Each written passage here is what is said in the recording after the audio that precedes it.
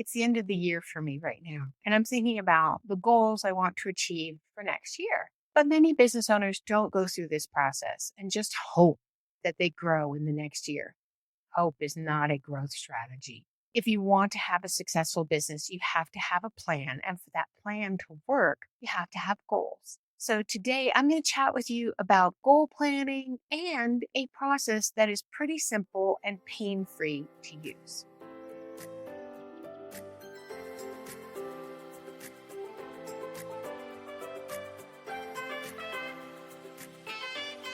Inkyma's Marketing Strategies is a podcast for small business owners hosted by Audrey Kirchner, co-founder and chief marketing strategist at Inkyma, helping you navigate the world of marketing so that you can market your business in the right way, see growth, and thrive regardless of the industry you're in. To learn more about Inkyma and what we do, ask a question, or schedule a marketing evaluation, go to the website inkyma.com. That's INKYMA.com. Listen to the show on your podcast player of choice, the Inkyma website, or the Inkyma YouTube channel. Just search for Inkyma Marketing Strategies and you'll find what you need.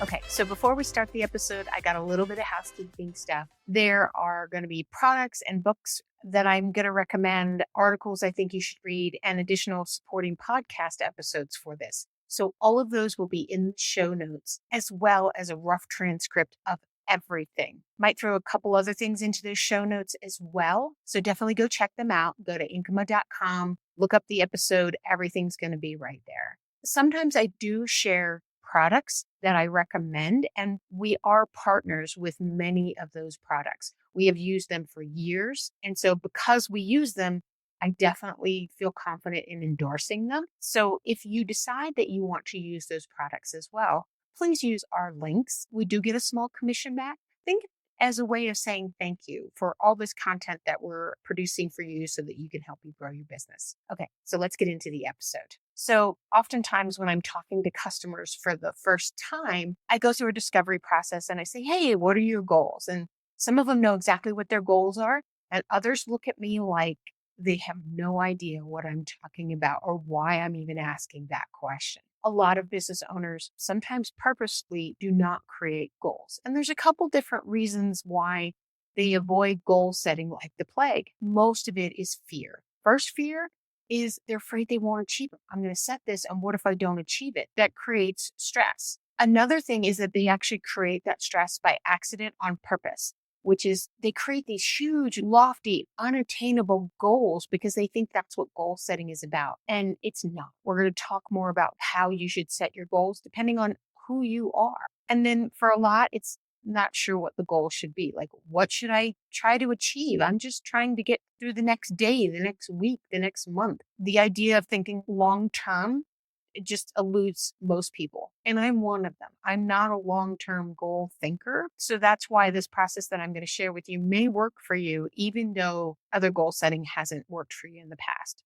And then another reason why goal setting is avoided is the process is too long. It's complicated. It's difficult. You may have attended a course or a class or a seminar, and they gave you this 5-page document to fill out. And then when you get done with it, you are tired, done. You feel like you just got fire hosed. And then that document gets thrown into a pile. And then you think back on the whole process and you're like, this was a waste of time. I wasted 3 hours. I don't remember what I put on that document. I can't find it. And I have no idea what to do next. But goal setting is important for your business. And here's why. It provides direction. It's like a map for you and those that are supporting you.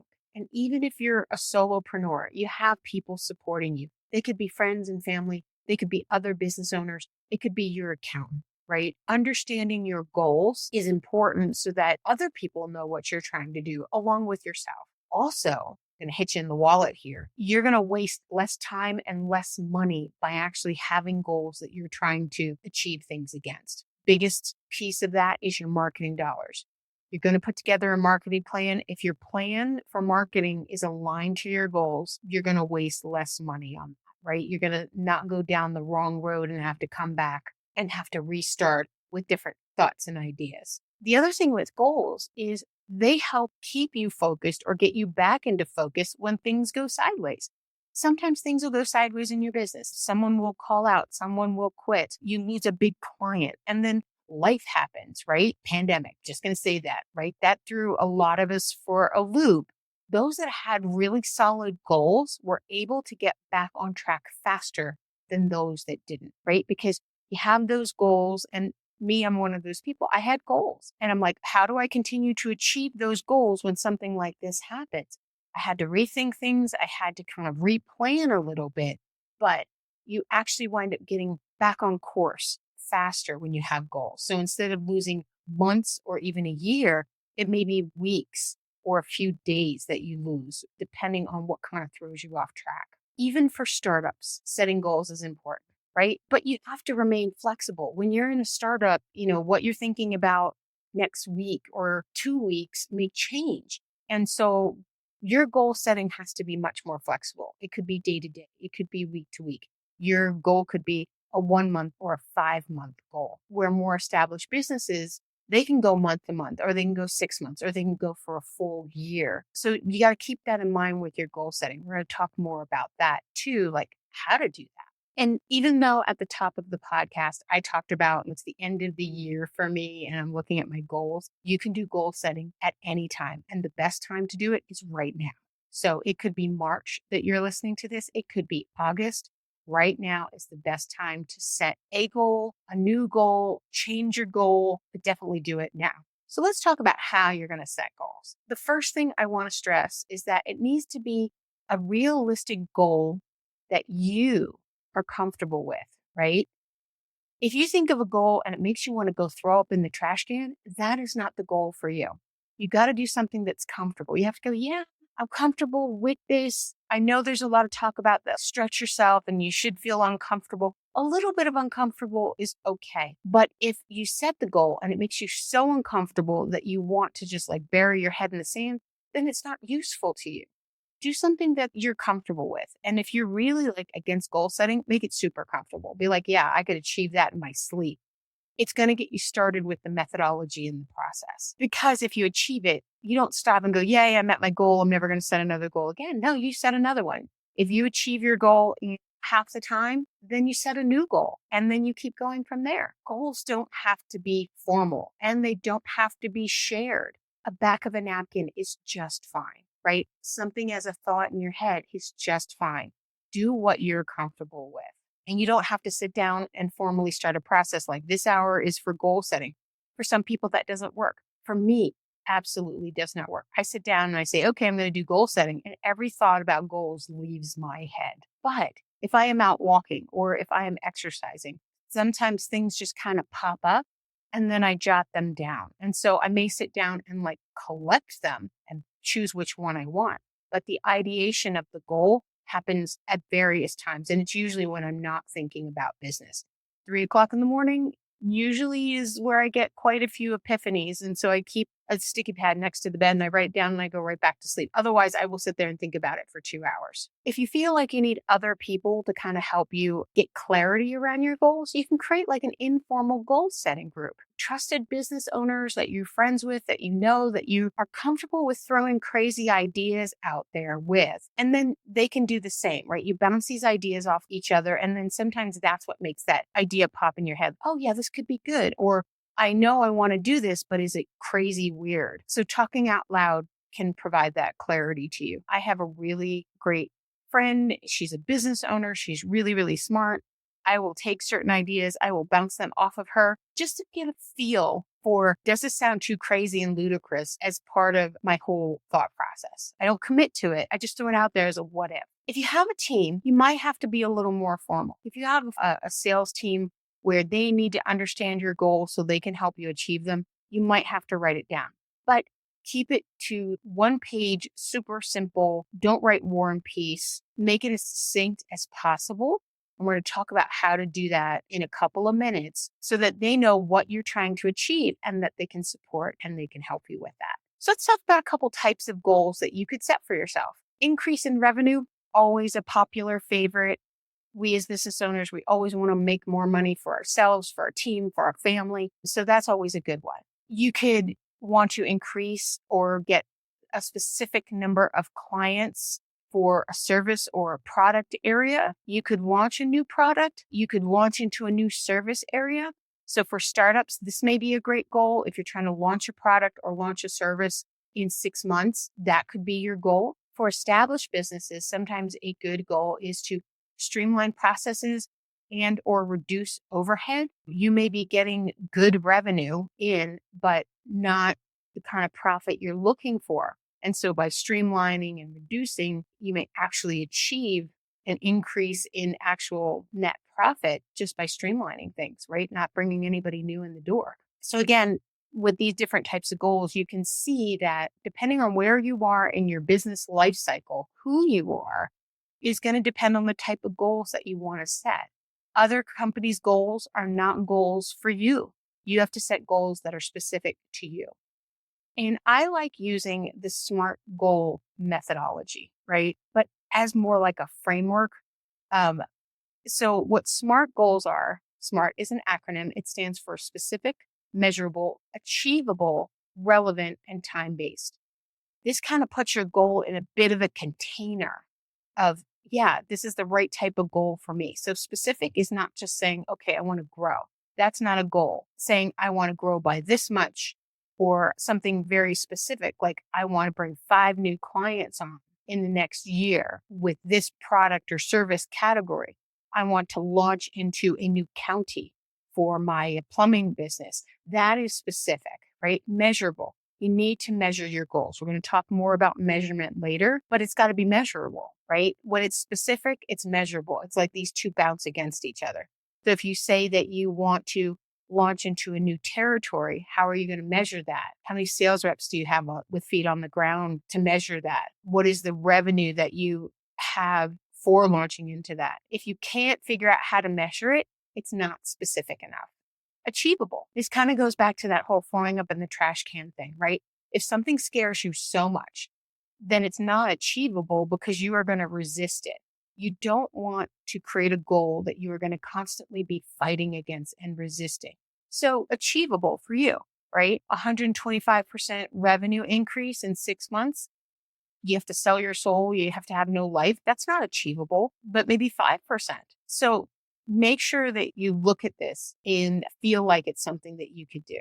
Relevant. This is your why, right? Why do you want to achieve this goal? Make it relevant to you.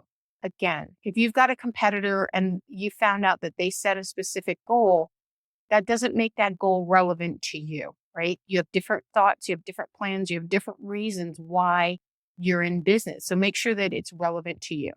And then time based. You got to put a time frame around it to know if you've hit the mark in your measurements, whether it's a month, 5 months, a year. At the end of that process, you should be able to look back and say, yeah, I achieved it in the time frame, or I was so close, or whatever. So let's talk about an example. And because revenue increase is such a popular goal, I'm going to use that one. So my specific goal is increase revenue by 10% over the previous year. So we're talking about 12-month time frame. Measurable? Yeah, I can measure that. I can compare revenue from last year to this year, and I can do it on a month-to-month basis to kind of track it as I go. Achievable? Yeah, I feel pretty good about that. My current infrastructure, number of people, software, platforms, trucks, whatever, can handle a 10% increase very easily without me having to add a whole bunch of stuff on or change a lot of processes. I might want to add a person here or there, but that's going to be part of the goal. It's not going to require a huge investment of people or money to achieve this. And it doesn't make me want to go throw up in a trash can. Relevant, the why. Again, I want my company to grow and I want to have more money for me, for my team. Maybe that 10% is the equivalent of 2 new clients that I get to touch in a year, which I make their lives better. That's my why. And then my time frame is 12 months. I put that into my specific goal. You don't have to, but I always like putting it in both places. And so that is a SMART goal for revenue increase. So having goals is part 1. Part 2 is figuring out how you're going to reach them. And to reach a goal, you need a plan, right? You have to have a way of getting from point A to point B with that goal. And that's usually where people fall down. And so what I like to do, and I've been doing it for quite some time now, and I've tweaked the process over the years, is I actually pulled it from the agile software development process. So if you're not a software development person or have never been in that, agile is just a process, right? Back in the day when it used to take 2 years to build a website, that was a software program, where now we get it up and running in 3 months. And we were building them from scratch. We had developers, we had testers, we had all these big things, or we had software development like systems that we had to build. And it used to be where, all right, you're like, okay, this is the entire project. This is when it's supposed to be done. And then it veered off course. It always did somewhere along the way. And so what Agile, when it came around, did was like, no, we're going to create these little sprints. Yeah, we got a kind of a sort of a date out here we want to finish, but then cycle one is supposed to finish on this day. And then that's what we're building in. And it allowed flexibility into the process for when someone comes along and says, oh, hey, I want to add this here. Or, oh, no, we're 6 months into a 2-year project, but now I want to change this scope. So it created iterative cycles. And that's the part I want you to think about. Being a business owner, we're in sprints, we're in cycles all the time, right? These short cycles, they could be a day, they could be a week, they could be a month. And we have to be flexible with our goal plan so that we can still achieve them, even though stuff changes, things get thrown in, other stuff happens. So that's the process that I'm talking about here, is being flexible in your plan, not so much in your goal, right? You can still have a specific goal, right? But the plan on how you get there has to remain flexible. And that's why this works for a business that has been in business for 10 years or a startup that has been in business for 2 months. Figure out what your short cycles are, right? I think depending on what you got going on, if you are a startup, your short cycle could be a week, right? You could be like, okay, here is my plan to achieve my goal this week. And then here's what it is down to the day. Bigger businesses, it could be a month. Me personally, I like doing a month at a time. I can't look out further than that because then my brain goes, what if this happens? What if that happens? A month is a time frame I can wrap my brain around. So I ask myself, what do I want to accomplish in a month? And so let's go back to my SMART goal scenario example that I gave you, where we're trying to increase revenue by 10% an entire year. So what do I want that first month to look like? I may decide I want to hire a sales rep to go into a new territory. I want to expand my location in order to grow that 10%. So in that month, that first month, I may say, okay, I want to hire that rep or get the process started for hiring the rep, and then look at my marketing plan to make sure that I have the right things in place for that new territory. Do we have enough media coverage? Do we need to update the website to include a new location? Do I need to open a brick and mortar? Probably not. Do I need to increase the number of people on my newsletter list? Do I need to expand my digital advertising or reallocate some of my advertising? Again, 10% isn't huge growth, so you don't want to put a huge marketing budget around that, but you can reallocate.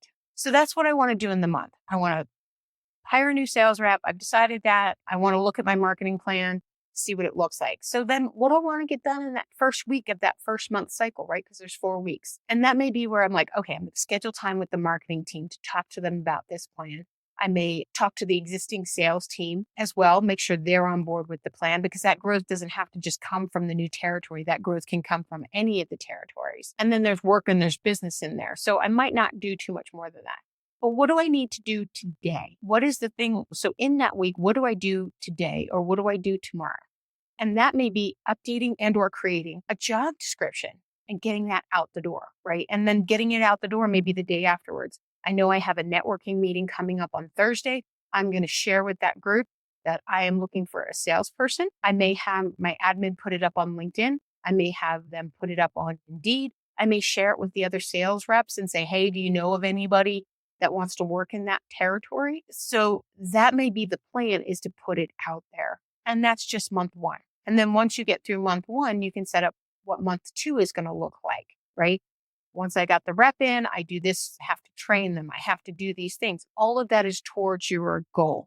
And then in month 3, you might be like, oh, the sales rep thing's working, but what if I do this to increase revenue over here? Because Johnny is a really great sales rep. And if I ask him to do 3% more, all of a sudden that becomes big growth for all of us. And so that's how that short cycle method is going to work. I personally love it because if I come up with a goal and I get 3 months into it, I'm like, you know what? I don't like this. It's not working for me. It could be a new product or service and I don't want to do it anymore. I ditch it and I create a new one. And then I just keep moving forward. I don't have to invest an entire year into something to decide if it's not working or I don't like it. So now I want to talk to you about reflecting back on that cycle. And really, you could call it reflecting.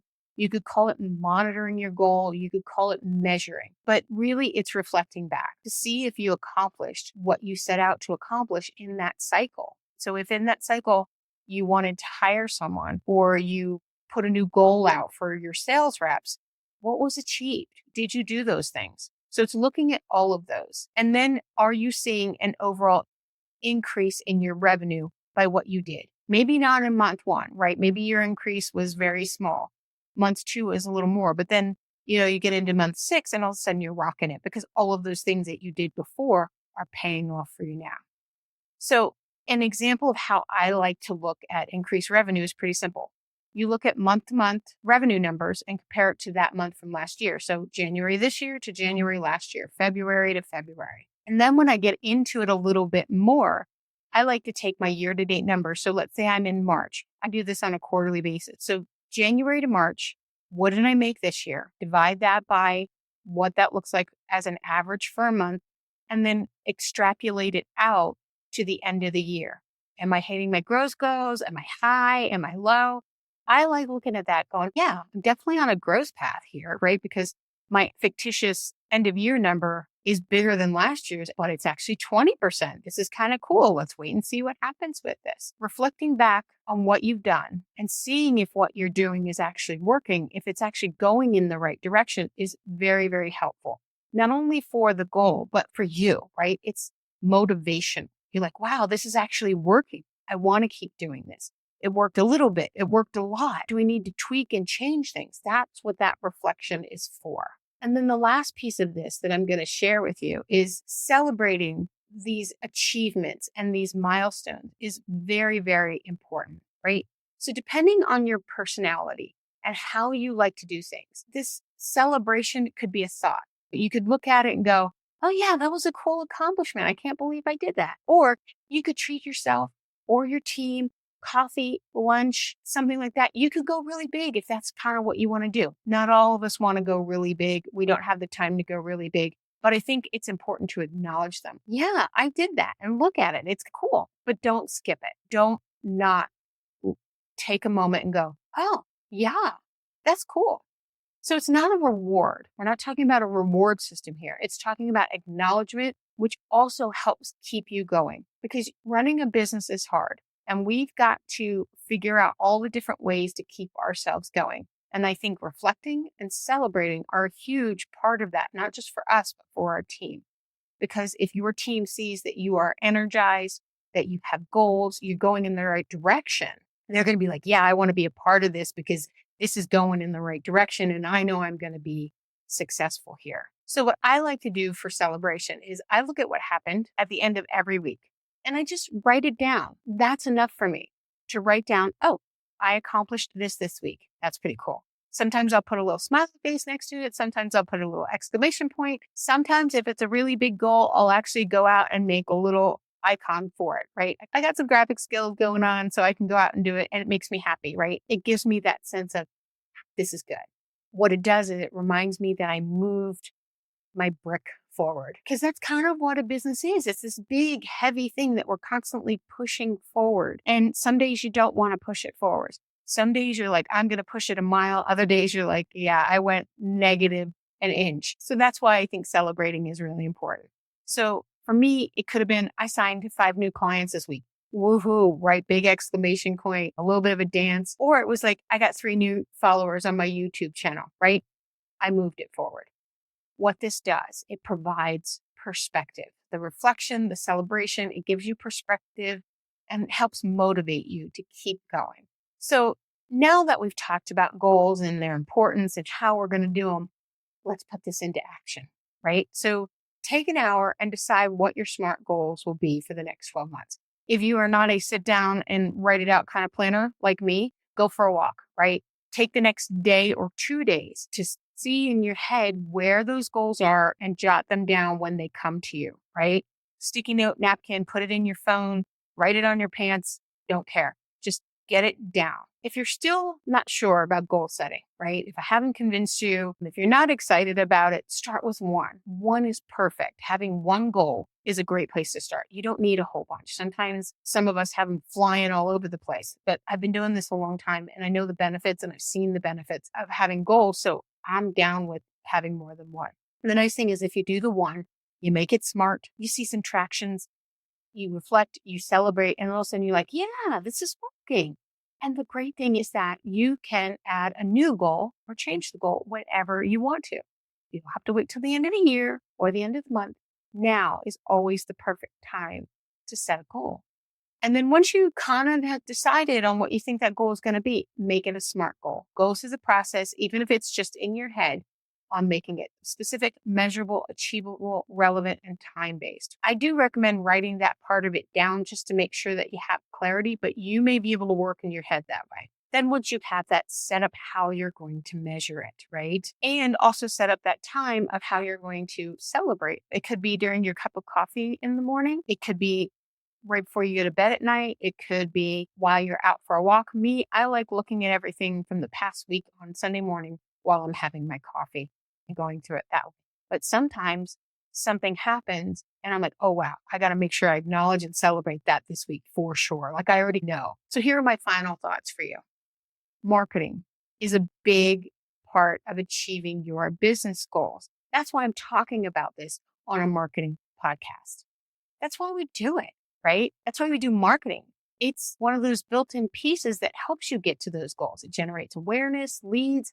It tells potential customers, existing customers, who you are, what you do, and how you do it, how you talk to them. So that make sure that marketing is part of that planning and on your task list. It's not an afterthought. It's actually like one of the biggest things that you can do to help achieve any business goal that you're creating is making sure that your marketing plan is on board and also in line with your goals. One of the things that I do when I'm talking to a potential client is I go through a pretty lengthy discovery process with them. Definitely an hour, sometimes 2 hours. And I ask a lot of questions about their goals. The reason behind this is that if I don't understand their goals and where they want to go, I can't create a marketing plan that supports that. And so the reason it might take 2 hours is they might look at me, like I said in the beginning, is like, what do you mean? What are my goals? I don't have goals. I actually walk through that with them. I talk through with them. What do you want to achieve? What does that goal look like? Could this be your goal? Could this be who your audience is? And they'll go, oh, yeah. Once I walk through that process with them, all of a sudden we've just done goal ideation in an hour and they didn't even realize it. But that makes it so that I can create that marketing strategy on their behalf. And sometimes they become clients and sometimes they don't. Sometimes they take that information and they go off in a different direction with them, which is totally fine because at least I know that they're making decisions based off of goals. And ironically, sometimes they will go off, do something different, and then come back because then what I set out for them as a strategy makes more sense to them because they understood what they didn't want to do better. So here at Inkyma, we love giving back to the business community. We do it in multiple different ways. I provide a 45-minute free consultation where you can ask those questions. Maybe you have questions about setting goals.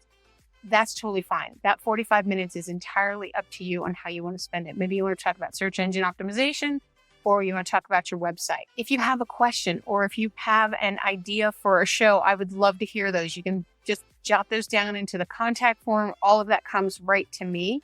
We have another resource for those that still need to do their own marketing, but I want you to do it the right way. That is the Marketing Mastermind blog and YouTube channel. We do a lot of how-to videos, strategy videos, because one day I'd like you to be able to say, hey, I did all this great marketing myself, but now I don't want to do it anymore. Come back to me. We'll take care of you. And then sign up for the Marketing Masterminds newsletter because we push all of our content out that way. So if you don't want to remember to go to the blog or to the YouTube channel, we'll send it to you. No problem. So I hope you found today's episode helpful. I think hopefully you've changed your thought process around goals and how you're going to figure out how to reach them.